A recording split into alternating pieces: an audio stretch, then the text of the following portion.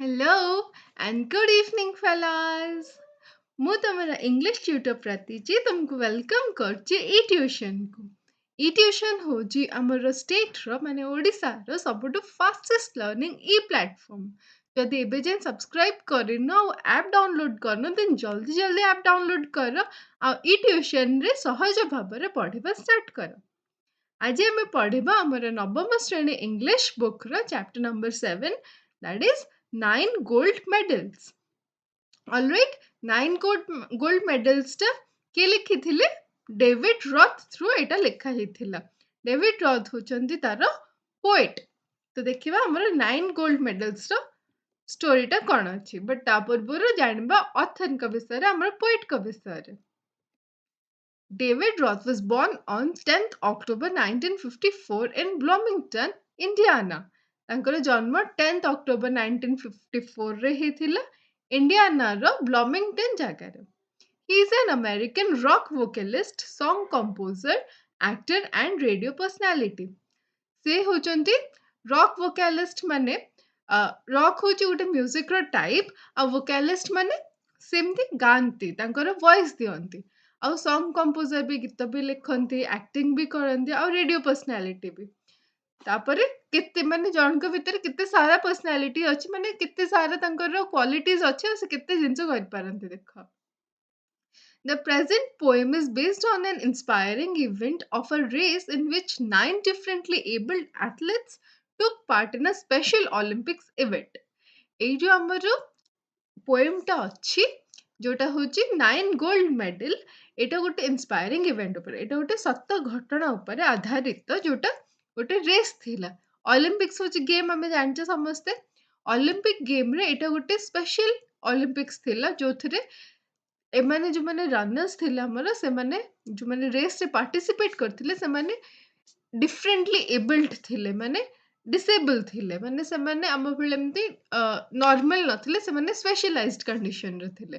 ମାନେ କାହାର ଏମିତି ଡିଫରେଣ୍ଟଲି ଏବଲ୍ଡ ମାନେ ଯାହାର ଏମିତି କିଛି ପୋଲିଓ ହେଇଥାଇପାରେ କି ଆକ୍ସିଡେଣ୍ଟରେ ଗୋଡ଼ ନଥାଇପାରେ କି କିଛି ବି ଏମିତି କିଛି ପ୍ରୋବ୍ଲେମ୍ ଯୋଗୁରୁ ସେ ନର୍ମାଲ ତାଙ୍କର ନଥାଏ, ସେମାନେ ସ୍ପେଶାଲାଇଜ୍ଡ ଥାନ୍ତି। ଆମେ ତାଙ୍କୁ ନା ସ୍ପେଶାଲାଇଜ୍ଡ ପିପଲ୍ ବୋଲି କହିପାରିବା, ଡିଫରେଣ୍ଟଲି ଏବଲ୍ଡ ବୋଲି ଆମେ କହିପାରିବା। କେବେ ନା ଏମିତି ତାଙ୍କୁ ଡିରେକ୍ଟଲି ଏମିତି କହିବନି କି ଆଚ୍ଛା ତାର ପୋଲିଓ ହେଇଛି, ଏଇଟା ଗୋଟେ ବହୁତ ଖରାପ ଶୁଣାଯାଏ। ଏମିତି କହିବନି କି ଆଚ୍ଛା ସେ ତ ଚାଲିପାରୁନି, ଏମିତି କହିବ। ଏମିତି ନା କହିଲା ବେଳକୁ ନା ଜଣକୁ ବହୁତ ଖରାପ ଫିଲ୍ ହୁଏ ଆଉ ଭଲ ଲାଗେନି, ଏମିତି ଶୁଣିବା ପାଇଁ ନା ଭଲ ଲାଗେନି। ତ ସବୁବେଳେ ୟୁଜ୍ କରିବ କି ଡିଫରେଣ୍ଟଲି ଏବଲ୍ଡ ଆଉ ସ୍ପେଶାଲାଇଜ୍ଡ ଚାଇଲ୍ଡ, ଏମିତି ୟୁଜ୍ କରିବା କଥା। ଅଲରାଇଟ୍, ତମ ସାମ୍ନାରେ ଯଦି କେହି ବି ସେମିତି କେହି ଆସିଲେ ଯୋଉମାନେ ଡିଫରେଣ୍ଟଲି ଏବଲ୍ଡ ଅଛନ୍ତି, ଯୋଉମାନଙ୍କର କିଛି କୋଉ ବି ରିଜନ୍ ଯୋଗୁରୁ ଯଦି କିଛି ଅର୍ଗାନ କାମ ନ କରୁଛି, ଦେନ୍ ତମେ ତାଙ୍କୁ ଏମିତି କହିକି ସ୍ପେଶାଲାଇଜ୍ଡ ଫର୍ମରେ କହିବ, ଯେମିତି ତାଙ୍କୁ ବି ନର୍ମାଲ ଫିଲ୍ ହବ, ତମକୁ କହିଲା ବେଳକୁ ବି ନର୍ମାଲ ଫିଲ୍ ହବ। କେବେ ତାଙ୍କୁ ନା ଏମିତି କହିବା କଥା କି ନୁହେଁ କି ସେମାନେ ହଉଛନ୍ତି କୋଉ ବି ରିଜନ୍ ଯୋଗୁରୁ, ତାଙ୍କର ଯଦି କିଛି କୋଉ ଇନସିଡେଣ୍ଟ ଯୋଗୁରୁ, ତାଙ୍କର କେବେ କୋଉ ଆକ୍ସିଡେଣ୍ଟ ଯୋଗୁରୁ କେବେ କିଛି ଯଦି ହେଇଯାଇଛି କି ବର୍ଥରୁ ହିଁ ଯଦି ତାଙ୍କର କିଛି ପ୍ରୋବ୍ଲେମ୍ ଅଛି। ଆଜିକାଲି ବହୁତ ବହୁତ ଛୁଆମାନଙ୍କର ବର୍ଥରୁ ହିଁ ପ୍ରୋବ୍ଲେମ୍ ଅଛି। ଆମର ଖାଇବା ପିଇବା ସବୁଥିରେ ବହୁତ ସାରା କେମିକାଲ୍ସ ୟୁଜ୍ ହଉଛି, ଆମର ଏନଭାୟରନମେଣ୍ଟ ଏତେ ପଲ୍ୟୁଟେଡ୍ ରହୁଛି, ତ ଯୋଉଟା ଇଫେକ୍ଟରେ ଛୁଆମାନଙ୍କର ବହୁତ ସାରା ପ୍ରୋବ୍ଲେମ୍ସ କ୍ରିଏଟ୍ ହଉଛି। ତ ବହୁତ ଛୁଆ ଜନ୍ମରୁ ହିଁ ମାନେ from the beginning, from the birth itself ତାଙ୍କର ନା ଦେହ ଖରାପ ରହୁଛି। ତ ତମେ ନା କେବେ ତାଙ୍କୁ ଏମିତି ଡିରେକ୍ଟଲି କହିବା କଥା ନୁହେଁ କି ଆଚ୍ଛା ତାର ତ ଗୋଡ଼ କାମ କରୁନି କି ହାତ କାମ କରୁନି କି କାହାକୁ ଦେଖାଯାଉନି କି କାହାକୁ ଶୁଣାଯାଉନି କି କହିପାରୁନି, କିଛି ବି ପ୍ରୋବ୍ଲେମ୍ ଯଦି ହେଇଥିବ, ଦେନ୍ ନା କେବେ ଏମିତି ଡିରେକ୍ଟଲି ତାଙ୍କୁ କହିବା କଥା ନୁହଁ। ଆଚ୍ଛା ତୁ ତ ମାନେ ଏମିତି ବହୁତ ଅଛନ୍ତି ଯୋଉମାନଙ୍କର ବିଲକୁଲ କମନ୍ ସେନ୍ସ ନାହିଁ, ସେମାନେ ଡାଇରେକ୍ଟଲି କହିଦିଅନ୍ତି କି ଆଚ୍ଛା ତାର ତ ସେ ଦେଖିପାରୁନି, ସେ ତ ଅନ୍ଧଟା, ଏମିତି କହିକିନା କହିଦିଅନ୍ତି। ସେ ଅନ୍ଧଟା, ତାର ସେଟା କ'ଣ ଭୁଲ? ସେ କ'ଣ ଜାଣିକିନା ଏମିତି ଆଖିକୁ ତାର କରିଦେଇଥିଲା ଆଉ କହିଲା କି ଏତେ ସୁନ୍ଦର ନେଚର, ଏତେ ଭଲ ଏନଭାୟରନମେଣ୍ଟ ମତେ ଦେଖିବାର ନାହିଁ। ଏତେ ଯୋଉଟା ଠାକୁର ଏତେ ଭଲସେ ସବୁ କରିଛନ୍ତି, ପୁରା ଏତେ ପ୍ରକୃତି ଆମର କେତେ ସୁନ୍ଦର, ସେଗୁଡ଼ା ମତେ ଦେଖିବାର ନାହିଁ। ଏମିତି କ'ଣ କହିଥିଲେ କି? କିଏ ନିଜେ ଜାଣିକି ଏମିତି କରନ୍ତି କି? ନାହିଁ ନା। ସେଇଟା ଆମର ବାଇ ଗଡ୍ସ ଗ୍ରେସ୍ ଆମେ ସବୁ ଠିକ୍ ଅଛି। ଦେନ୍ ଆମେ ସେଇଟା ପାଇଁ ନା ସବୁବେଳେ ଭଲ ଫିଲ୍ କରିବା କଥା କି ଆମକୁ ଯାହା ହଉ ଆମର ସବୁ ହାତ, ଗୋଡ଼, ଆଖି, ନାକ, କାନ ଆମର ସବୁ ଷ୍ଟେବଲ୍ କଣ୍ଡିସନ୍‌ରେ ଅଛି। ବଟ୍ ଯାହାର ନାହିଁ ଦେନ୍ ସେଟା ତାଙ୍କର ତ ଦୋଷ ନୁହେଁ ନା, ସେମାନେ ନିଜେ ଜାଣିକିନା ସେଇଟା କରିନାହାନ୍ତି। ତ ତା ପାଇଁ ଆମେ ତାଙ୍କୁ କାହିଁକି ଶୁଣେଇବା? ଏମିତି ଖରାପରେ କାହିଁକି କହିବା? ସବୁବେଳେ ତାଙ୍କୁ ଗୋଟେ ସ୍ପେଶାଲାଇଜ୍ଡ କଣ୍ଡିସନ୍‌ରେ ତାଙ୍କୁ ଟ୍ରିଟ୍ କରିବା କଥା। ସ୍ପେଶାଲାଇଜ୍ଡ କଣ୍ଡିସନ୍ ନୁହେଁ କି ବହୁତ ସ୍ପେଶାଲ୍ କଣ୍ଡିସନ୍‌ରେ ଟ୍ରିଟ୍ କରିଦବ ଯେମିତି ତାଙ୍କୁ ଖରାପ ଫିଲ୍ ହବ, ଆଚ୍ଛା ମୋର ଏମିତି କଣ୍ଡିସନ୍ ବୋଲି ମତେ ଏମିତି ଟ୍ରିଟ୍ କରୁଛନ୍ତି। ନାହିଁ, ତାଙ୍କୁ ନର୍ମାଲ ବିହେଭ୍ କର ଆଉ ତାଙ୍କୁ ସବୁବେଳେ ସ୍ପେଶାଲି ଏବଲ୍ଡ ୟା ଡିଫରେଣ୍ଟଲି ଏବଲ୍ଡ ପର୍ସନ୍ ବୋଲି କହିବା କଥା। ଓକେ? ଏମିତି କହିବ। ମୋର ଯୋଉ ଯେତେଯାକ ଷ୍ଟୁଡେଣ୍ଟସ୍ ଅଛନ୍ତି ସମସ୍ତେ ବହୁତ ହି ଭଲ। ସେମାନେ ସବୁ ବହୁତ ଇଣ୍ଟେଲିଜେଣ୍ଟ, ବହୁତ ସ୍ମାର୍ଟ ଆଉ ବହୁତ ହି ଭଲ ସବୁ ଛୁଆଗୁଡ଼ା। ଆଉ ଯେତେ ଭିଉୟର୍ସ ମାନେ ଅଛନ୍ତି ବି ସେମାନଙ୍କୁ ବି ମୁଁ ପ୍ଲିଡ୍ କରିକି କହିବି ଦେନ୍ କେବେ ବି ଏମିତି ନା କେବେ ଏମିତି କହିକି ୟୁଜ୍ କରିବ ନାହିଁ। ଅଲରାଇଟ୍? ମୁଁ ଜାଣିଛି ତମେମାନେ କହିବନି। ଯଦି ଆଗରୁ ନ କହୁଥିଲ then very good and thank you. ଯଦି ନ ଜାଣିଥିଲ କି କଣ କଣ୍ଡିସନ୍ସ, କଣ ଟର୍ମସ୍ ୟୁଜ୍ କରିବା କଥା, ତାଙ୍କୁ କହିବା କଥା, କେମିତି ତାଙ୍କୁ ଆପ୍ରୋଚ୍ କରିବା କଥା, ଦେନ୍ ମୁଁ ଏବେ କହିଲେ ତମକୁ କେମିତି କେମିତି କହିବ ବୋଲି, ଦେନ୍ ୟା ପରଠାରୁ ତମେମାନେ ସେମିତି ହିଁ କହିବ। ମୁଁ ଜାଣିଛି ତମେମାନେ ସେମିତି ହିଁ କହିବ। ଆଉ ତା ପାଇଁ ବି ଲଟ୍ ଅଫ୍ ଥ୍ୟାଙ୍କସ୍ କି ତମେମାନେ ସବୁ ଏମିତି ଆଗକୁ କହିବ ବୋଲି। ଅଲରାଇଟ୍? ତାପରେ ଦେଖିବା ତାଙ୍କର ଏଇ ଯୋଉ ସ୍ପେଶାଲ ଅଲିମ୍ପିକ୍ସ ଥିଲା ଏଇଟାରେ ସ୍ପେଶାଲି ଏବଲ୍ଡ ଆଥଲେଟ୍ସ ଥିଲେ। ମାନେ ଏମିତି ଲୋକମାନେ ଥିଲେ ଯୋଉମାନେ ଆମର ନର୍ମାଲାଇଜ୍ଡ ରନର ଯୋଉମାନେ ଅଛନ୍ତି ସେମାନେ ବହୁତ ସ୍ପିଡରେ ଦୌଡନ୍ତି। ଏମାନେ ବାକି ତାଙ୍କଠୁ ଟିକେ କମରେ ଦୌଡ଼ିବେ। ଏମାନେ ପାର୍ଟିସିପେଟ୍ କରିଛନ୍ତି ଅଲିମ୍ପିକ୍ସ ମାନେ ସେମାନେ ବି ସେତିକି ହିଁ କେପେବଲ୍। ଦୌଡ଼ିବା ପାଇଁ ସେତିକି କେପେବଲ୍ ଅଛନ୍ତି। ଆଉ ସେମାନେ ସବୁ ପାର୍ଟିସିପେଟ୍ କରିଥିଲେ ଏଇ ସ୍ପେଶାଲ ଅଲିମ୍ପିକ୍ସରେ। ଏଇଟା କାହିଁକି ସ୍ପେଶାଲ ବୋଲି ଜାଣିଲ ନା? ଏଠି ପୋଏଟ୍ ଏଟାକୁ କାହିଁକି ସ୍ପେଶାଲ ଅଲିମ୍ପିକ୍ସ ବୋଲି କହିଛନ୍ତି? ବିକଜ ଏଥିରେ ନର୍ମାଲ ପିପଲ୍ ଲୋକମାନେ ଦୌଡୁନାହାନ୍ତି। ତମେ ଆମ ଭଳିଆ ନର୍ମାଲ ଲୋକମାନେ ଦୌଡୁନାହାନ୍ତି। ଏଥିରେ ସ୍ପେଶାଲ ଲୋକମାନେ ଦୌଡୁଛନ୍ତି ସେଥିପାଇଁ ୟା ନା special Olympics. All right? In the race, when one runner fell to the ground, all others stopped and returned to help him stand on his feet, and they walked hand in hand to finish the race. ଦେଖିଲ ସେମାନେ ଏତେ special ଆଉ ତାଙ୍କର ସେମାନେ ଏତେ ଭଲ ବୋଲି ଆମର ଯଦି କିଏ ଗୋଟେ ରନର ଆମେ ମାନେ ଯୋଉ ନର୍ମାଲ ମାନେ ଅଛନ୍ତି ଆମେ ଯୋଉଠି ଦୌଡୁଥିବା ଗୋଟେ କମ୍ପିଟିସନରେ ଥିବା ଆମେ କିଏ ପଡିଗଲେ ଆମେ ଗୋଟେ ଭଲ ଫିଲ୍ ହୁଏ ଏମିତି କି ଆଚ୍ଛା ସେ ପଡିଗଲା ଏବେ ମୁଁ ତ ଜିତିବି ହିଁ ଜିତିବି। କି କିଏ ଗୋଟେ ଖରାପ ହେଇଗଲା କାହାର ଆମକୁ ଗୋଟେ ନର୍ମାଲି ଫିଲ୍ ହୁଏ କି ଆଚ୍ଛା ତାର ବିକଜ ଆମେ କମ୍ପିଟିସନରେ ଅଛେ ସମସ୍ତଙ୍କର ମୋଟିଭ ହଉଛି ଜିତିବା ତ ସେମାନେ କଣ ଫିଲ୍ ହୁଅନ୍ତି ଆଚ୍ଛା, ଜଣେ ଯଦି ଡ୍ରପ୍ ଡାଉନ୍ ହେଇଗଲା ଜଣେ ଯଦି ଜଣେ ସ୍ପିଡ କମ ହେଇଗଲା ଦେନ୍ ମୁଁ ତାହେଲେ ଜିତିଯିବି। ଏଇଟା ହଉଛି ଗୋଟେ ନର୍ମାଲ ହ୍ୟୁମାନ ଟେଣ୍ଡେନ୍ସି। ବଟ୍ ଏମାନେ ହଉଥିଲେ ସ୍ପେଶାଲ ଅଲିମ୍ପିକ୍ସର ସ୍ପେଶାଲି ଏବଲ୍ଡ ଲୋକମାନେ। ଏମାନେ ସ୍ପେଶାଲ ଏଇଥିପାଇଁ ହିଁ ବିକଜ ଯାହା ତାଙ୍କର ଫିଜିକାଲ କଣ୍ଡିସନ ପାଇଁ ସେମାନେ ସ୍ପେଶାଲ ହିଁ ସ୍ପେଶାଲ ତା ଉପରେ ସେ ଏମାନଙ୍କର ହାର୍ଟ ଏତେ କାଇଣ୍ଡ ହାର୍ଟେଡ ଏତେ ଭଲ ସେମାନେ ତାଙ୍କ ଭିତରୁ ଜଣେ ପଡିଗଲା ବୋଲି ଆଉ ବାକି ଜଣ ଯେତେ ଜଣ ସବୁ ଦୌଡୁଥିଲେ ସେମାନେ ସବୁ ତାକୁ ଉଠେଇବା ପାଇଁ ଗଲେ। ଏଇଟା କେହି ଚିନ୍ତା କଲେନି କି ଆଚ୍ଛା ସିଏ ତ ପଡିଗଲା ଆମର ଗୋଟେ କମ୍ପିଟିଟର ଡାଉନ ହେଇଗଲା ଏବେ ଆମ ଭିତରୁ ଜଣେ ଜିତିଯିବ। ସେମାନେ ସେଇଟା ନ ଭାବିକିନା ତାକୁ ଯାଇଥିଲେ ଉଠେଇବା ପାଇଁ ତାକୁ ଯାଇଥିଲେ ହେଲ୍ପ କରିବା ପାଇଁ। ଯେତେ ଯାକ ସେଇଠି କମ୍ପିଟିଟର ତାର ଥିଲେ ସମସ୍ତେ ହ୍ୟାଣ୍ଡ ଇନ୍ ହ୍ୟାଣ୍ଡ ମାନେ ଏକା ସହିତ ଧରିକିନା ଏମିତି ଉଠେଇଲେ ଆଉ ଉଠେଇକିନା ଏକା ସହିତ ମିଶିକିନା ଦୌଡ଼ିଲେ ଆଉ ଏକା ସହିତ ହିଁ ଜିତିଲେ। All of them won and were awarded gold medals for their empathy for each other. ହେଲା ଦେଖିଲ ସମସ୍ତଙ୍କୁ ସେଥିପାଇଁ ଗୋଲ୍ଡ ମେଡାଲ ଦିଆଗଲା ବିକଜ ସେମାନେ ଏକା ସହିତ ସମସ୍ତେ ମିଶିକିନା ଜିତିଥିଲେ। ଜଣେ ଜିତିଥିଲେ ସିନା ତାଙ୍କୁ ଗୋଲ୍ଡ ମେଡାଲ ଦିଆ ହେଇଥାନ୍ତା ପରେ ସିଲଭର କି ବ୍ରୋଞ୍ଜ ଦିଆ ହେଇଥାନ୍ତା। ବଟ୍ ଏଠି ତ ସମସ୍ତେ ଜିତିଗଲେ ସମସ୍ତେ ଏକା ସହିତ ଯାଇକିନା ୱିନର ହେଲେ। ଜଣେ ପଡିଗଲା ବୋଲି ତାକୁ ଉଠେଇଲେ ଆଉ ସମସ୍ତେ ଏକା ସହିତ ଦୌଡ଼ିଲେ। Alright?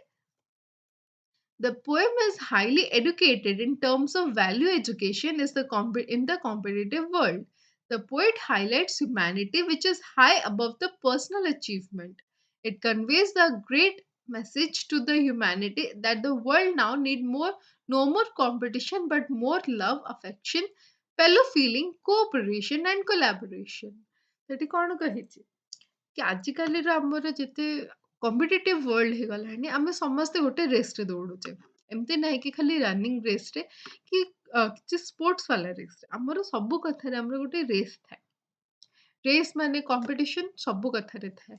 ଆମର ଡ୍ରଇଂ କମ୍ପିଟିସନ୍ ହେଲା, ପଢ଼ାରେ କମ୍ପିଟିସନ୍ ହେଲା, ଟ୍ୟୁସନ୍‌ରେ କମ୍ପିଟିସନ୍ ହେଲା, ସିଙ୍ଗିଂ କମ୍ପିଟିସନ୍ ହେଲା, ଡାନ୍ସ କମ୍ପିଟିସନ୍ ହେଲା, ସବୁବେଳେ ସମସ୍ତେ ଗୋଟେ ନା ଗୋଟେ କିଛି ନା କିଛି କମ୍ପିଟିସନ୍‌ରେ ଦୌଡୁଥାନ୍ତି। କିଏ କେତେବେଳେ ଆଚ୍ଛା ସେ ଭଲ ଦେଖାଗଲା ମୁଁ ତାଠୁ ଭଲ ଦେଖାଯିବି। ସେ ଭଲସେ ଚାଲୁଛି ମୁଁ ତାଠୁ ଭଲସେ ଚାଲିବି। ସେ ଭଲସେ କଥା କହୁଛି ମୁଁ ତାଠୁ ଭଲସେ କଥା କହିବି। ସେ ଭଲରେ ଅଛି ମୁଁ ତାଠୁ ଭଲରେ ରହିବି। ଏଇଟା ଗୋଟେ ଏତେ କମ୍ପିଟିସନ ଦୁନିଆରେ ହେଇଗଲାଣି କି ସମସ୍ତଙ୍କର ଗୋଟେ କମ୍ପିଟିଟିଭ ନେଚର ହେଇଗଲାଣି। କ୍ଲାସରେ ନା ସମସ୍ତେ ସବୁବେଳେ ନିଜ ଫ୍ରେଣ୍ଡଠୁ ବି ସିଏ ଭଲ ପଢୁଛି ମୁଁ ତାଠୁ ଆହୁରି ଭଲ ପଢିକି ଦେଖେଇବି। ନହେଲେ ଚାହାନ୍ତି କେମିତି ମୁଁ ତାକୁ ଡାଉନ କରିଦେବି। ଯଦି ମୁଁ ଭଲ ନ ପଢି ପାରୁଛି ଦେନ୍ ମୁଁ ତାକୁ ଡାଉନ କରିଦେବି। ଏମିତି ସମସ୍ତଙ୍କର ଥିଙ୍କିଙ୍ଗ ହେଇଗଲାଣି। ବଟ୍ ଏଇ ଥିଙ୍କିଙ୍ଗ ମଝିରେ ବି କିଛି ଲୋକ ଅଛନ୍ତି, କିଛି ଜଣ ଅଛନ୍ତି ଯୋଉମାନେ ହାର୍ଟଲି ବହୁତ ଭଲ ଥାଆନ୍ତି ଆଉ ତାଙ୍କର ହ୍ୟୁମାନିଟି ନେଚର ଥାଏ। ହ୍ୟୁମାନିଟି ନେଚର ମାନେ କଣ? ମଣିଷପଣିଆ ଥାଏ। ଜଣେ ଯଦି ପଡି ଯାଉଛି ଦେନ୍ ତାକୁ ଉଠେଇବା ବଦଳରେ ଆମେମାନେ କଣ କରେ? ସେ ପଡିଗଲା ମାନେ ଯା ହଉ ଆମର ଗୋଟେ କମ୍ପିଟିସନ କମ ହେଇଗଲା। ଏବେ ଆମେ ଜିତିବାର ବେଶୀ ଚାନ୍ସେସ୍ ବଢିଗଲା। ତମେ ଯଦି 5 ଜଣ ଅଛ, ଜଣେ ପଡିଗଲା, ଜଣେ ଝୁଣ୍ଟି ପଡିଲା, ଆଉ ଜଣେ ବହୁତ ଧୀରେ ଦୌଡୁଛି, ଆଉ ଜଣେ ତମର ରହିଲେ ବହୁତ ସ୍ପିଡ ଦୌଡୁଛି ତମ ଭଳିଆ। ଦେନ୍ ତମର କମ୍ପିଟିସନ ଅଲରେଡି 3 ଜଣ କଟି ସାରିଲେଣି ଆଉ ଜଣେ ହିଁ ତମର କମ୍ପିଟିସନରେ ଏକ୍ଜିଷ୍ଟ କରୁଛି ଯିଏ ଭଲସେ ଦୌଡୁଛି। ଦେନ୍ ତମେ କହିବ ଆଚ୍ଛା ଇଏ ଏତିକି ଦୌଡୁଛି, ମୁଁ ୟାଠୁ ଯଦି ଶୀଘ୍ର ଦୌଡ଼ିଲି ଦେନ୍ ମୁଁ କମ୍ପିଟିସନ ଜିତିଯିବି। ତ ସମସ୍ତଙ୍କର ମେଣ୍ଟାଲିଟି ସେମିତି ହେଇଗଲାଣି। ଆଉ ଲୋକମାନେ ସବୁ ନା ସେମିତି ହିଁ ଗୋଟେ ରେସ୍‌ର ଘୋଡା ଭଳିଆ ହିଁ ଦୌଡୁଛନ୍ତି। ବଟ୍ ସେଇ ସବୁ ଭିତରେ ବି ଆମର ଏଇ ପୋଏମଟା ଯୋଉଟା ସେଇଟା ହଉଛି ବେସ୍ଡ ଅନ୍ ସେଇ ହ୍ୟୁମାନିଟି ନେଚରରେ ଥିବା କିଛିଟା ସ୍ପେଶାଲି ଏବେଲ୍ଟ ଲୋକଙ୍କ ଉପରେ। ଯୋଉଟା ଗୋଟେ ସତ ଇନସିଡେଣ୍ଟ ଉପରେ ଆଧାରିତ। ଆଉ ଏଇ ପୁରା ପୋଏମଟା ନା ସେଇଟା ହିଁ ତମକୁ ମେସେଜ। ଅଲରାଇଟ୍?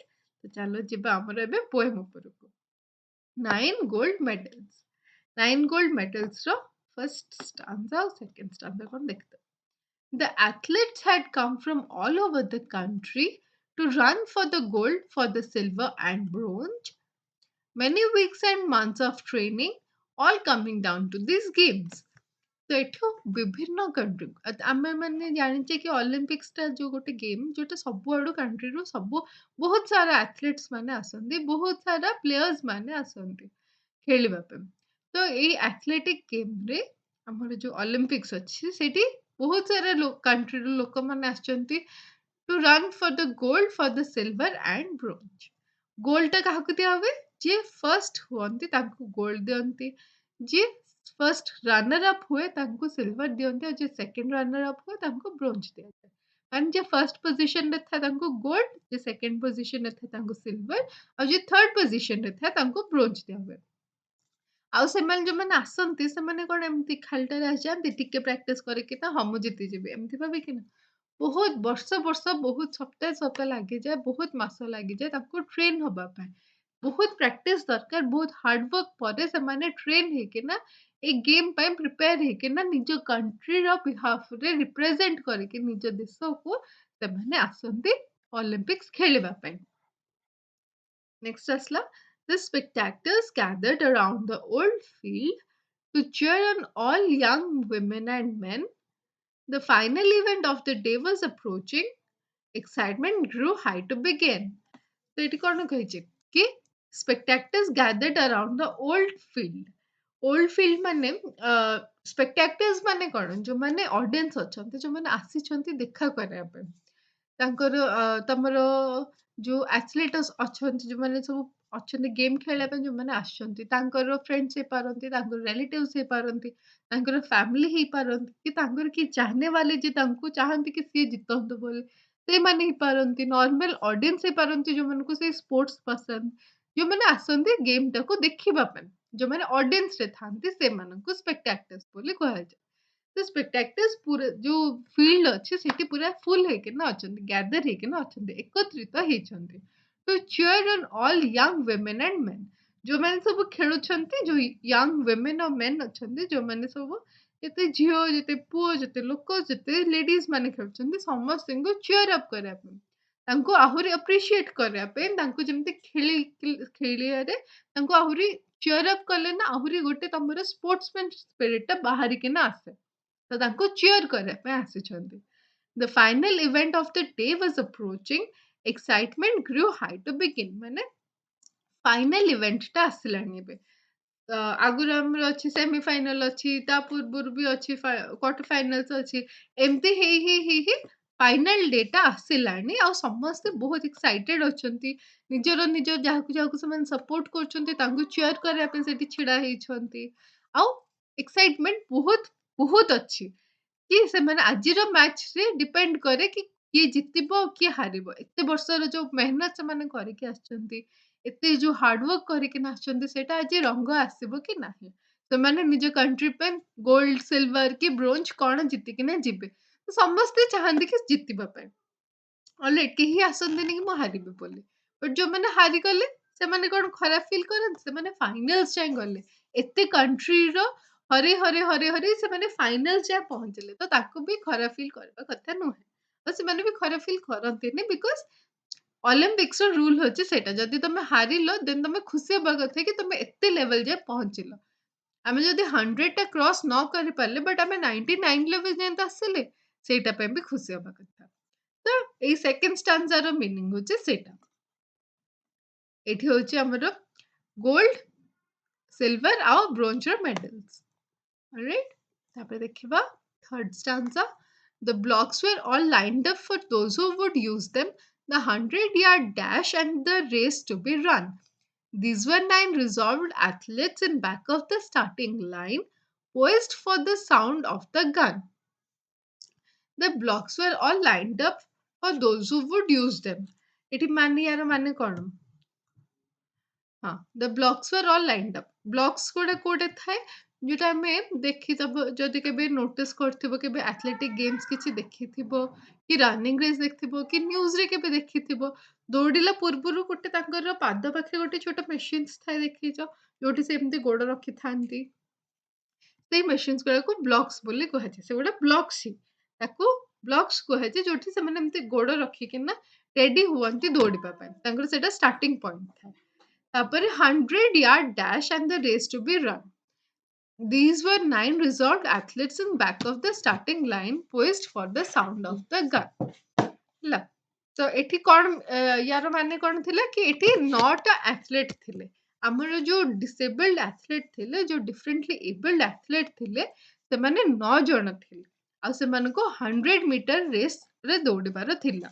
ଆଉ ସେମାନେ ଏମିତି ନାହିଁ କି ସେମାନେ ଡିଫରେଣ୍ଟଲି ଏବଲ୍ଡ କି ଡିସେବଲ୍ଡ ପର୍ସନ ବୋଲି ସେମାନେ ତାଙ୍କୁ ଡିଫିକଲ୍ଟ ହଉଥିଲା। ସେମାନେ ବି ସେତିକି ପ୍ରାକ୍ଟିସ କରିଥିଲେ ବୋଲି ସେମାନେ ଆସିକି ଅଲିମ୍ପିକ୍ସରେ ଖେଳୁଥିଲେ। ତ ସେମାନେ ବି ପ୍ରିପେୟାର ଥିଲେ କି ଯେତେବେଳେ ଗନ୍‌ର ସାଉଣ୍ଡ ହବ ମାନେ ଆମେ ଦୌଡ଼ିବା ଷ୍ଟାର୍ଟ କରିବୁ। ହେଲା। ଅ ହଁ, ଏଠି ପୋଏଜ୍ଡ ମାନେ ହଉଛି ହାଭିଂ ଅ କମ୍ପୋଜ୍ଡ ଅର୍ ସେଲ୍ଫ ଆସ୍ୟୁର୍ଡ ମ୍ୟାନର। ମାନେ ସେମାନେ ଶୁଣିକିନା ସାଉଣ୍ଡକୁ ରିଆକ୍ଟ କରିବାକୁ କୁହନ୍ତି ସେମିତି। ତ ସେଇ ଆଥଲେଟ୍ସ ମାନେ ବି ତାଙ୍କ ଷ୍ଟାର୍ଟିଂ ଲାଇନରେ ପ୍ରିପେୟାର ହେଇକି ଛିଡା ହେଇଥିଲେ କି କେମିତି ଗନ୍ ସାଉଣ୍ଡ ହେଲେ ଆମର ନର୍ମାଲ ସ୍କୁଲରେ କଣ ହୁଏ, ଟିଚର ମାନଙ୍କ ଆମର ପିଟି ଟିଚର ମାନଙ୍କ ପାଖରେ ହ୍ୱିସଲ୍ ଥାଏ। ହ୍ୱିସଲ୍ ବ୍ଲୋ କଲେ ଆମେ ଦୌଡ଼ିବା ଷ୍ଟାର୍ଟ କରେ। ବଟ୍ ଆଥଲେଟିକ୍ ଗେମ୍‌ରେ ସେଠି ପିଷ୍ଟଲ ଥାଏ। ପିଷ୍ଟଲ ମାନେ ଗନ୍ ଥାଏ। ସେମାନେ ଗନ୍‌ର ସାଉଣ୍ଡ ଶୁଣିଲା ମାନେ ଦୌଡ଼ିବା ଷ୍ଟାର୍ଟ କରିବେ। ତାପରେ ଦ ସିଗ୍ନାଲ୍ସ ୱର, ଏଇଠି ଦେଖ ଲାଇନ୍ ଅଛି, ଲାଇନରେ ସେମାନେ ଏମିତି ରେଡି ହେଇକିନା ଅଛନ୍ତି। The signals was given, the pistol exploded, and so did the runners all charging ahead. But the smallest among them, he stumbled and staggered and fell to the asphalt instead. ଯେତେବେଳେ signal ହେଲା, pistol ଏକ୍ସପ୍ଲୋଡ କଲା। ଏକ୍ସପ୍ଲୋଡ ମାନେ ଏମିତି ଗୁଳି ଚଲେଇଲେ। ଯିଏ ତାଙ୍କର ଆମ ଯେମିତି ପିଟି ଟିଚର ଥାନ୍ତି ହ୍ୱିସଲ୍ ମାରିବା ପାଇଁ, ସେଠି ସେମିତି ଯିଏ ଥିଲେ ସେମିତି ଏକ୍ସପ୍ଲୋଡ କଲେ, ଗନ୍‌କୁ ଏମିତି ଚଲେଇଲେ। So did the runners all charging ahead. ତ ସେଇଠୁ ଯୋଉମାନେ ରନର୍ସ ଥିଲେ ସେମାନେ ସେଇଠୁ ଦୌଡ଼ିବା ଷ୍ଟାର୍ଟ କଲେ। ଯେତେବେଳେ ସାଉଣ୍ଡ ହେଲା, ହ୍ୱିସଲ୍ ସାଉଣ୍ଡ ଶୁଣିକି ଆମେ ଯେମିତି ଦୌଡ଼େ, ସେମିତି ପିଷ୍ଟଲ ସାଉଣ୍ଡ ଶୁଣିକିନା ସେମାନେ ସେମିତି ଦୌଡ଼ିବା ଷ୍ଟାର୍ଟ କଲେ। ବଟ୍ ଦ ସ୍ମଲେଷ୍ଟ ଆମong ଦେମ୍, ତାଙ୍କ ଭିତରୁ ଯିଏ ସବୁଠୁ ଛୋଟ ଥିଲା ଏଜ୍‌ରେ, ସିଏ କଣ କଲା, ଏମିତି ସିଏ ବି ବହୁତ ପ୍ରିପେୟାର୍ଡ ଥିଲା। ଏମିତି ନାହିଁ କି ସେ ପ୍ରିପେୟାର୍ଡ ନଥିଲା। ସେ ବି ବହୁତ ହାର୍ଡୱାର୍କ କରିଥିଲା, ବହୁତ ମେହନତ କରିଥିଲା। ବଟ୍ ଯେତେବେଳେ ସେ ଦୌଡ଼ିବା ଷ୍ଟାର୍ଟ କଲା, ସେ ଝୁଣ୍ଟିକି ଏମିତି ପଡ଼ିଗଲା। ଷ୍ଟମ୍ବଲ୍ଡ ମାନେ ଝୁଣ୍ଟି ପଡ଼ିବା, ଆଉ ଷ୍ଟମ୍ବଲ୍ଡ ମାନେ ଏମିତି ଝୁଣ୍ଟି ପଡ଼ିବା, ଆଉ ଷ୍ଟାଗର୍ଡ ମାନେ ଏମିତି ଅସମ୍ଭାଳ ହେଇକିନା ପଡ଼ିଯିବା। ଯଦି ସବୁଠୁ ଛୋଟ ଥିଲା ତାଙ୍କ ଭିତରୁ, ସେ ନା ଏମିତି ଝୁଣ୍ଟିକି ପଡ଼ିଗଲା। ଯେତେବେଳେ ଗନ୍ ଏକ୍ସପ୍ଲୋଡ କଲା, ଗନ୍ ଫାୟାର ହେଲା, ସେଠୁ ଝୁଣ୍ଟିକି ଏମିତି ପଡ଼ିଗଲା। and fell to the asphalt instead। ସେ ଯୋଉଠି ଦୌଡ଼ିବାର ଥିଲା ସେଇଠି ପଡ଼ିଗଲା। ସେଇଠୁ କଣ ହେଲା? He gave out a cry in frustration and anguish. His dreams and his efforts all dashed in the dirt. But as sure as I am standing here telling the stories, the same goes for what next occurred। ତ ସିଏ କଣ କହୁଛନ୍ତି ଏଠି poet କହିଲେ କି ସିଏ ବି ବହୁତ ମେହନତ କରିଥିଲା, ତାକୁ ବି ଇଚ୍ଛା ଥିଲା କି ସେ ତା କଣ୍ଟ୍ରି ପାଇଁ ଜିତୁ ବୋଲି, ବଟ୍ ସେ କଣ କଲା ଏମିତି ଗଲା ବେଳକୁ ଅକସ୍ମାତ ଭାବରେ ସେ ପଡ଼ିଗଲା, ଝୁଣ୍ଟେଇକିନା ସେ ପଡ଼ିଗଲା। ଏମିତି ତ କେହି ଏମିତି ଜାଣିକିନା କରନ୍ତିନି କି ମତେ ଗେମ୍ ଖେଳିବାର ଅଛି ବଟ୍ ମୁଁ ହାରିଯିବି, ସେମିତି ତ ନାହିଁ। ସେ ବି ବହୁତ ମେହନତ କରିଥିବେ କି ମତେ ଜିତିବାର ଅଛି, ତାଙ୍କର ବି ବହୁତ ସ୍ୱପ୍ନ ଥିବ କି ମୁଁ ମୋର କଣ୍ଟ୍ରି ପାଇଁ ଗୋଲ୍ଡ ମେଡାଲ ଜିତେ ବୋଲି। ବଟ୍ ସେ ପଡ଼ିଯିବା ଯେହେତୁ ପଡ଼ିଗଲେ ତାଙ୍କର ଯେତେ ଯେତେ ସବୁ ତାଙ୍କର ଡ୍ରିମ୍ସ ଥିଲା, ଯେତେ ତାଙ୍କର ଏକ୍ସପେକ୍ଟେସନ୍ସ ଥିଲା ସବୁ ପାଣିରେ ପଡ଼ିଗଲା, ସବୁ ଡର୍ଟରେ ମିଶିଗଲା। All his efforts all dashed in the dirt. His dreams and his efforts all dashed in the dirt. ମାନେ ସବୁ ମାଟିରେ ମିଶିଗଲା। ସବୁ ତାଙ୍କର ଯେତେ ସାରା ମେହନତ କରିଥିଲେ, ଯେତେ ସବୁ ସ୍ୱପ୍ନ ଦେଖିଥିଲେ ସବୁ ମାଟିରେ ମିଶିଗଲା। ତ ତାଙ୍କର ସେଇଟା ନର୍ମାଲ ରିଆକ୍ସନ୍। ସେ ପୁରା ଏମିତି କାନ୍ଦି ପକେଇଲେ ଫ୍ରଷ୍ଟ୍ରେସନରେ ଆଉ ରାଗିକିନା। ସେ ନିଜ ଉପରେ ତାଙ୍କର ଯୋଉ ରାଗଟା ଥିଲା ସେଟା ସେ ସମ୍ଭାଳି ପାରିଲେନି ଆଉ ସେ କାନ୍ଦି ପକେଇଲେ ହଠାତ୍। But as sure as I'm standing here telling the stories, the same goes for what next occurred। ଏଠି ପୋଏଟ କହୁଛନ୍ତି ମୁଁ ଏଠି ଛିଡ଼ା ହେଇକି ଷ୍ଟୋରିଟା କହୁଛି, ତାପରେ ଏଇଟା ଯୋଉଟା ହେଲା ସେଇଟା ହବାର ଥିଲା ସେଟା ହେଲା। କି କଣ ହେଲା ସେଟା ଆମେ ନେକ୍ସଟ ଷ୍ଟାଞ୍ଜାରେ ଦେଖିବା କି କଣ କହୁଛନ୍ତି ଆମର ପୋଏଟ। ମୁଁ ଆଗରୁ ତମକୁ ହିଣ୍ଟ ଦେଇ ଦେଇଥିଲି କି କଣ ହେଇଥିଲା ବୋଲି, ଏଇଟା ବି ଆମେ ବ୍ରିଫଲି ପଢିବା। The 8 other runners pulled up on their heels, the ones who has trained so long to compete. One by one, they all turned around and went back to help him and brought the young boy to his feet। ଏମାନେ କେତେ ଜଣ ଥିଲେ? 9 ଜଣ ଥିଲେ athlete ସେମାନେ। ତ ଜଣେ ପଡ଼ିଗଲା, ତ ବାକି ରହିଲେ କେତେ? 8 ଜଣ।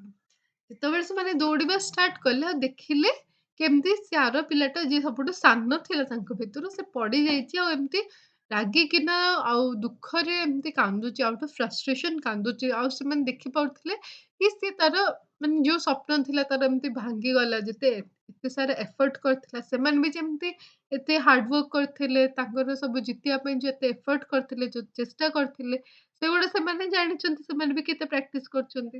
ସେଇ ୱେରେ ସେ ଛୁଆଟା ବି ପ୍ରାକ୍ଟିସ କରିଥିବ, ମାନେ ତାଙ୍କ ଭିତରୁ ସେ ସବୁଠୁ ୟଙ୍ଗ ଥିଲା ତ ସେ ବି ସେତିକି ହିଁ ପ୍ରାକ୍ଟିସ କରିଥିଲେ। ତ ସେମାନେ ଜାଣିପାରୁଥିଲେ କି ତାକୁ କେତେ କଷ୍ଟ ହଉଥିବ, କେତେ ବାଧୁଥିବ, ଯେହେତୁ ସେ ପଡ଼ିଗଲା ଆଉ ସେଇ କମ୍ପିଟିସନରେ ଆଉ ଆଗକୁ ଯାଇପାରିବନି। ତ ବାକି ଯୋଉ 8 ଜଣ ଥିଲେ ସେମାନେ ସେଇଠୁ ଧୀରେ ଧୀରେ ରହିଲେ। ଦୌଡୁଥିଲେ ନା ସେମାନେ, ଏମିତି ଧୀରେ ରହିଲେ, ସବୁ ଗୋଟେ ଗୋଟେ କରିକିନା ରହିଲେ। ପଛକୁ ଏମିତି ଟର୍ନ କଲେ ଆଉ ଜଣେ ଜଣେ କରିକିନା ସବୁ ଫେରିକି ତା ପାଖକୁ ଆସିଲେ ଆଉ ତାକୁ ଉପରକୁ ଏମିତି ଛିଡା କରିଲେ। ବିକଜ ସମସ୍ତେ ଡିସେବଲ୍ଡ ଥିଲେ, ତ ସମସ୍ତେ ମିଶିକିନା ଏକ ଦୁସରେର ମିଶିକିନା ସପୋର୍ଟରେ ତାକୁ ଛିଡା କରେଇଲେ ଆଉ ତାକୁ ବ୍ୟାକ୍ ଟୁ ହିଜ୍ ଫିଟ୍, ମାନେ ତାକୁ वापस से ଏମିତି ଗୋଡରେ ଛିଡା କରେଇଲେ। ଏଇଠି ଦେଖ ଏମିତି ସେମାନେ ସବୁ ଦୌଡ଼ିବା ଷ୍ଟାର୍ଟ କରିଥିଲେ। ଅଲରାଇଟ୍, ନେକ୍ସଟ କଣ ହେଲା? Then all the 9 runners joined hands and continued. The 100-yard dash now reduced to a walk, and a banner above that said, Special Olympics could not have been more on the mark। ସେଠି କଣ ହେଲା?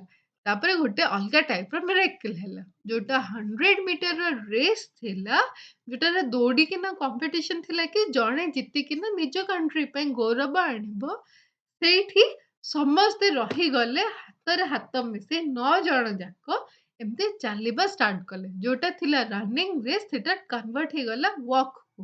ଏବେ ସମସ୍ତେ ମିଶିକିନା ଚାଲିବା start କରିଥିଲେ।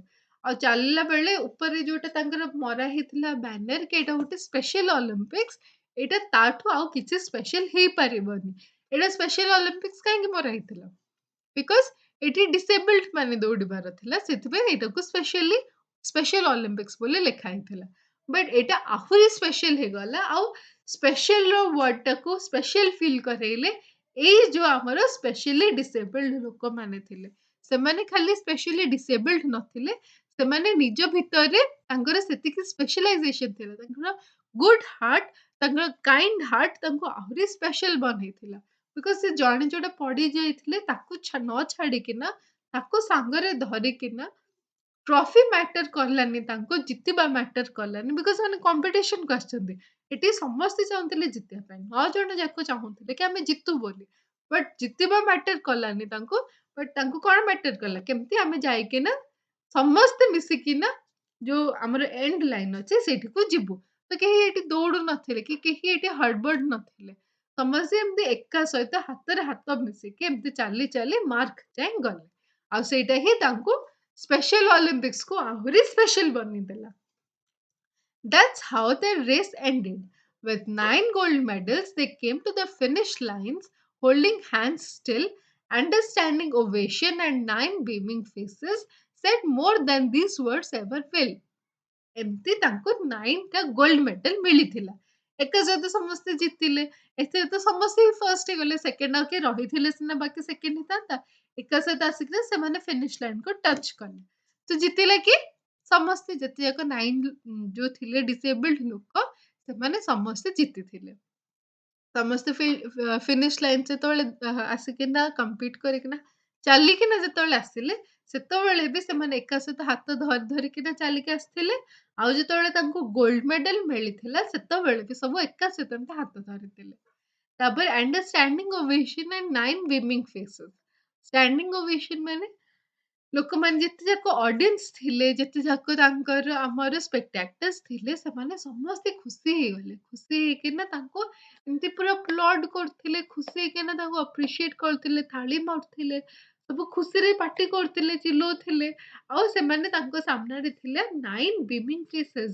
ତାଙ୍କର ଯୋଉମାନେ 9 ଜଣ ଯାକ ଜିତିଥିଲେ ତାଙ୍କ ମୁହଁରେ ବି ବହୁତ ଖୁସି ଥିଲା, ବହୁତ ପ୍ରାଉଡ ନିଜକୁ ଅନୁଭବ କରୁଥିଲେ କି ଏବେ ତାଙ୍କୁ ବି ଗୋଟେ ଗୋଲ୍ଡ ମେଡାଲ ମିଳିଛି ବୋଲି। ତ ସେମାନେ ବି ବହୁତ ଖୁସି ଥିଲେ।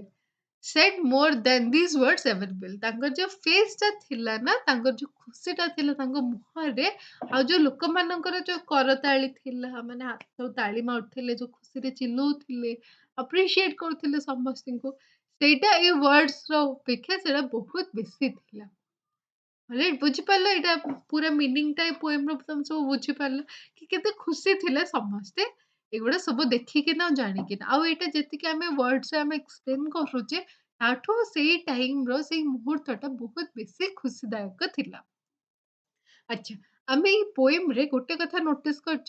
ଏଠି ପୋଏମରେ ଆମର ପୋଏଟ୍ ଯିଏ ସେ କେତେ ଭଲସେ ସବୁ ଏକ୍ସପ୍ଲେନ୍ କରିଛନ୍ତି। ଆମେ ଗୋଟେ ନା ଇମାଜିନ୍ କରିପାରୁଥିବା ଗନ୍‌ର ସାଉଣ୍ଡ। ଆମେ ଗୋଟେ ଭିଜୁଆଲ୍ ଇଫେକ୍ଟ ଆମେ ଭାବି ପାରୁଥିବା ଗୋଟେ କି ଗନ୍ ସାଉଣ୍ଡଟା କେମିତି ହେଲା, ସବୁ କେମିତି ଦୌଡ଼ିବା ଷ୍ଟାର୍ଟ କଲେ। ତାପରେ ସେ ଯୋଉ ପଡ଼ିଗଲେ ସେଇଟା ସାଙ୍ଗେ ସାଙ୍ଗେ କେମିତି ପଡ଼ିଥିବେ, ଝୁଣ୍ଟିଥିବେ, କେମିତି ପଡ଼ିଥିବେ। ଆମେ ସେଇଟା ଗୋଟେ ଭିଜୁଆଲ୍ ଆମର ଇମାଜିନାରୀ ଗୋଟେ ଆସିଯାଉଛି କି ସାଉଣ୍ଡ କେମିତି ହେଇଥିବ, ଦୌଡ଼ିବା ଷ୍ଟାର୍ଟ କଲେ ଯୋଉ ସେଇଟା କେମିତି ହେଇଥିବ। ତାପରେ ଯେତେବେଳେ ଲୋକମାନେ ସବୁ ଥିଲେ ସେଇଟା କେମିତି ଛିଡ଼ା ହେଇଥିବେ। ଏଇଥିରୁ ବି ପୋଏଟ୍ ଆମକୁ ନା ଏଗୁଡ଼ା ଗୋଟେ ଏକ୍ସପ୍ଲେନେସନ୍ କରୁଛନ୍ତି ଯୋଉଟା ଗୋଟେ ଆମେ ଇମାଜିନ୍ ବି କରିପାରିବା। ଏଇଟା ମାନେ ଆମର ଇମାଜିନେସନକୁ ଏନହାନ୍ସ କରଉଛି। ରାଇଟ୍? ତ ଏଇଟା ଆମର ଏବେ ଚାପ୍ଟର ସରିଲା। ଆମର ଆସିଲା ଏବେ ଡିଫିକଲ୍ଟ ୱାର୍ଡସ୍। ଆଥଲେଟ୍ ମାନେ କ୍ରୀଡ଼ା କାର୍ଯ୍ୟକଳାପର ଏକ ଗୋଷ୍ଠୀରେ ଅଂଶଗ୍ରହଣକାରୀ। ନେକ୍ସଟ ଆସିଲା ସ୍ପେକ୍ଟାଟର୍ସ ମାନେ ଦର୍ଶକ। ଅପ୍ରୋଚିଂ ମାନେ ନିକଟତର। ରିଜଲ୍ଭଡ୍ ମାନେ ସମାଧାନ। ପୋଏଜ୍ଡ ମାନେ ଘୁଞ୍ଚିବାକୁ ପ୍ରସ୍ତୁତ। ବ୍ଲକ୍ସ ମାନେ ଏକ ଦୌଡ଼ ଆରମ୍ଭରେ ବ୍ୟବହୃତ ଉପକରଣ। ମାନେ ଯୋଉଟା ଦୌଡ଼ିଲା ବେଳକୁ ପଛରେ ଥାଏ ନା ତାଙ୍କର ସେଟାକୁ ବ୍ଲକ୍ସ ବୋଲି କୁହାଯାଏ। ପିଷ୍ଟଲ ମାନେ ବନ୍ଧୁକ। ଏକ୍ସପ୍ଲୋଡ୍ ମାନେ ବିସ୍ଫୋରଣ। ଷ୍ଟମ୍ବଲ୍ଡ ମାନେ ଝୁଣ୍ଟିକି ପଡ଼ିଯିବାକୁ ଷ୍ଟମ୍ବଲ୍ଡ ବୋଲି କୁହାଯାଏ। ଷ୍ଟ୍ରାଗଲ୍ଡ ମାନେ ବିଚଳିତ। ଫ୍ରଷ୍ଟ୍ରେସନ ମାନେ ହତାଶ। ଆଙ୍ଗୁଇଶ ମାନେ ରାଗିବା। ଆଉ ଓଭେସନ ମାନେ ପ୍ରଶଂସା କରିବା ବା ଆପ୍ରିସିଏସନ କରିବାକୁ ଓଭେସନ ବୋଲି କୁହାଯାଏ। ତ ଏଇଠି ଆମର ଚାପ୍ଟର ଆଜି ସରିଲା। ଏତେ ଭଲସେ ସବୁ ଶୁଣିବା ପାଇଁ ଥ୍ୟାଙ୍କ ୟୁ। ଆଉ ଭଲସେ ରହିବ, ଠିକସେ ପଢ଼ିବ। ଆଉ କିଛି ଯଦି ଡାଉଟ୍ସ ହେଲା, କିଛି ବି ପ୍ରୋବ୍ଲେମ୍ସ ହେଲା ଚାପ୍ଟର ରିଲେଟେଡ୍ ମୋତେ ଦେନ୍ ତମେ ଯୋଉ କମେଣ୍ଟ ବକ୍ସ ଅଛି ସେଇଠି ପଚାରିବ। ତମର ସେଇଠି ଯାହା ବି କ୍ୱେଶ୍ଚିନ୍ସ ଥିବ, ଯାହା ବି କ୍ୱେରିଜ୍ ଥିବ ମୁଁ ତମର ସେଇଠି ଫୁଲଫିଲ୍ କରିବି। ଆଉ ଏବେ ଠିକସେ ରହିବ, ଭଲସେ ପଢ଼ିବ, ନିଜର କେୟାର ନବ, ନିଜ ପ୍ୟାରେଣ୍ଟସଙ୍କର କେୟାର ନବ। ଆଉ ପାଠ ପଢ଼ିବା ପାଇଁ ବିଲକୁଲ ଭୁଲିବନି। ଠିକ ଅଛି? ଚାଲ ବାଏ, ଟେକ୍ କେୟାର।